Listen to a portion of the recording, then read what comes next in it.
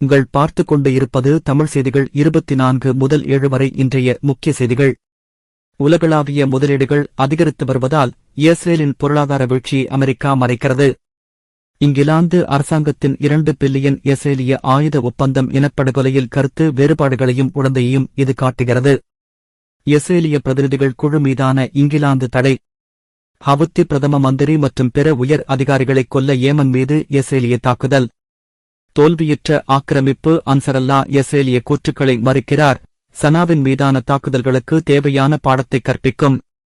Drone தாக்குதலில் Lebanon வீரர்கள் கொல்லப்பட்டதை அடுத்து இஸ்ரேல் வருத்தம் தெரிவிக்கிறது. இஸ்ரேல் காசா நகரத்தை ஆபத்தான போர் மண்டலம் என்று அறிவித்துள்ளது. இனி விரிவான செய்திகள். உலகளாவிய முதலீடு அதிகரித்து வருவதால் இஸ்ரேலின் பொருளாதார வீழ்ச்சியை அமெரிக்க உயர்நாடி மறைக்கிறது.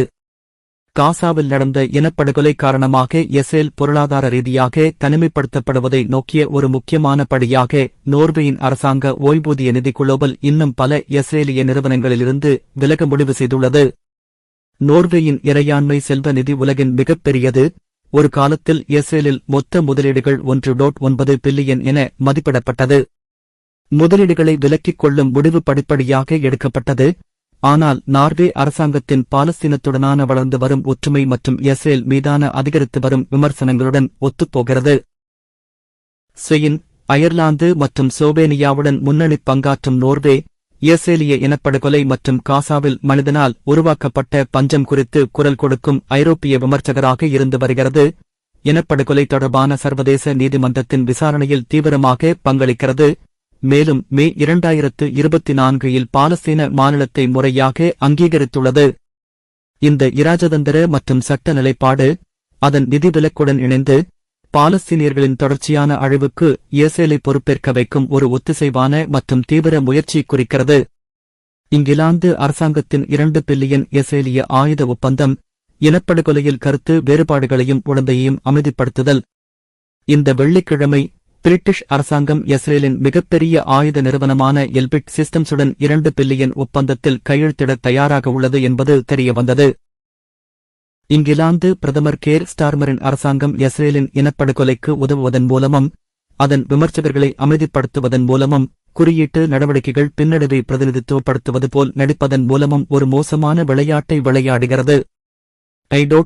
வால் பஞ்சமாக வகைப்படுத்தப்பட்டுள்ள காசாவிற்கு எதிரான இஸ்ரேலின் தொடர்ச்சியான பட்டினி பிரச்சாரத்திற்கு எதிராக செயல்படுவதற்கான மகத்தான பொது அழுத்தத்தை புரிந்து கொண்ட பிரிட்டிஷ் அரசாங்கம் செப்டம்பரில் நடக்கவிருக்கும் பொதுச் சபைக் கூட்டத்தில் பாலஸ்தீனத்தை அங்கீகரிப்பதில் பிரான்ஸ், கனடா மற்றும் ஆஸ்திரேலியாவுடன் இணைவதாக கூறுகிறது. இது இஸ்ரேல் உணவு வழங்குவதையும் போர் நிறுத்த ஒப்பந்தத்தில் கையெழுத்திடுவதையும் அடிப்படையாக கொண்டது. இஸ்ரேலிய பிரதிநிதிகள் குழுவிற்கு இங்கிலாந்து தடை.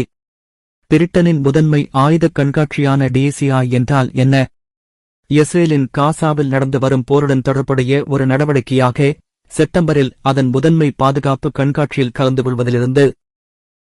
தி கார்டியன் செய்தித்தாளின்படி செப்டம்பர் 9 லண்டனின் எக்ஸல் மையத்தில் தொடங்கும் பாதுகாப்பு மற்றும் பாதுகாப்பு உபகரண சர்வதேச கண்காட்சிக்கு எந்த அதிகாரப்பூர்வ இஸ்ரேலிய பிரதிநிதிகளும் அழைக்கப்பட மாட்டார்கள் என்று அரசாங்கம் உறுதிப்படுத்தியுள்ளது.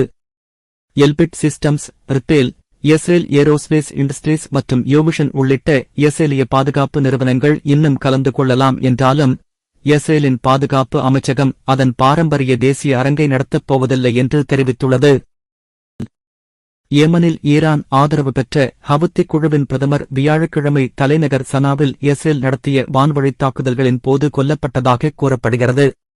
ஏமனின் அல் ஜம்பூரியா சேனல் மற்றும் ஏடன் அல் காட் செய்தித்தாள் ஹவுத்தி பிரதமர் அகமது அல் ரஹாவி ஒரு அடுக்குமாடி குடியிருப்பின் மீதான இஸ்ரேலிய தாக்குதலில் கொல்லப்பட்டதாக செய்தி வெளியிட்டன. மேலும் அவரது பல தோழர்களும் கொல்லப்பட்டதாக செய்தி வெளியிட்டன.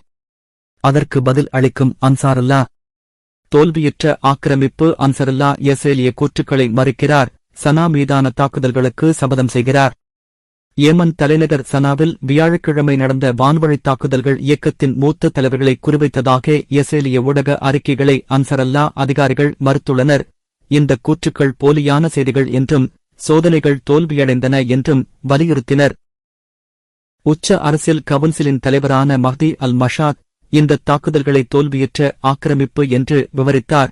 இஸ்ரேலின் கதை அதன் இலக்குகளை அடைய இயலாமையை மறைக்க புனையப்பட்டது என்று வலியுறுத்தினார். பதிலடி கொடுப்பதாக அவர் சபதம் செய்தார். எங்கள் நீண்ட கை அவர்களுக்கு தேவையான பாடம் கற்பிக்கும் என்று கூறினார். லெபனான் வீரர்கள் ட்ரோன் தாக்குதலில் கொல்லப்பட்டதற்கு இஸ்ரேல் வருத்தம் தெரிவிக்கிறது. லெபனான் இராணுவம் நாட்டின் தெற்கில் விபத்துக்குள்ளான இஸ்ரேலிய ட்ரோன் வெடித்ததில் அதன் 2 வீரர்கள் கொல்லப்பட்டதாக வெள்ளிக்கிழமை தெரிவித்ததை அடுத்து இஸ்ரேலிய இராணுவம் வருத்தம் தெரிவித்தது. வியாழக்கிழமை நகோரா பகுதியில் விழுந்த ட்ரோனை தங்கள் பணியாளர்கள் ஆய்வு செய்து கொண்டிருந்ததாக லெபனான் இராணுவம் தெரிவித்துள்ளது. அந்த ட்ரோன் வெடித்து ஒரு அதிகாரி மற்றும் ஒரு சிப்பாயை கொண்டது மற்றும் 2 பேர் காயமடைந்தனர். நவம்பர் மாதம் இஸ்ரேலுக்கும் ஈரான் ஆதரவு பெற்ற ஹெஸ்பொல்லாவிற்கும் இடையிலான போர் நிறுத்தத்தைத் தொடர்ந்து தெற்கு லெபனானில் இராணுவம் நிலைநிறுத்தத் தொடங்கியதிலிருந்து இது 4வது கொடிய சம்பவம் என்று ஜனாதிபதி ஜோசப் அவன் கூறினார். இஸ்ரேலிய இராணுவத்தின் அரபு மொழி செய்தித் தொடர்பாளர் அவிச்சே அத்ரே எக்ஸில் எழுதினார்.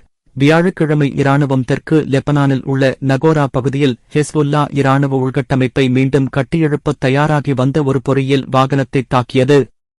காசா நகரத்தை ஆபத்தான போர் மண்டலமாக இஸ்ரேல் அறிவித்துள்ளது. காசா நகரத்திற்கு மனிதாபிமான உதவிகளை வழங்க அனுமதித்த மதிய இடைநிறுத்தங்களை இஸ்ரேலிய இராணுவம் நிறுத்தி வைத்துள்ளது. வெள்ளிக்கிழமை நகரம் இப்போது ஒரு ஆபத்தான போர் மண்டலமாக உள்ளது என்று கூறியது. கடந்த மாதம் காலை 10 மணி முதல் இரவு 8 மணி வரை உணவு மற்றும் உதவிப் பொருட்கள் உள்ளே நுழைய இஸ்ரேல் சண்டையை நிறுத்திய இடங்களில் இந்த நகரமும் ஒன்று. தந்திரோபாய இடைநிறுத்தங்கள் காசா நகரமான டேர் அல் பாலா மற்றும் முவாசிக்கு பொருந்தும். அங்கு லட்சக்கணக்கான இடம்பெயர்ந்த மக்கள் தங்கியுள்ளனர். முக்கிய சுற்றுப்புறங்களில் தாக்குதல்கள் நடத்தப்பட்டதாக அறிவித்து பல்லாயிரக்கணக்கான ரிசர்வ் படையினரை அழைத்து சில நாட்களுக்குப் பிறகு இஸ்ரேல் நகரில் தனது தாக்குதலை விரிவுபடுத்தியது.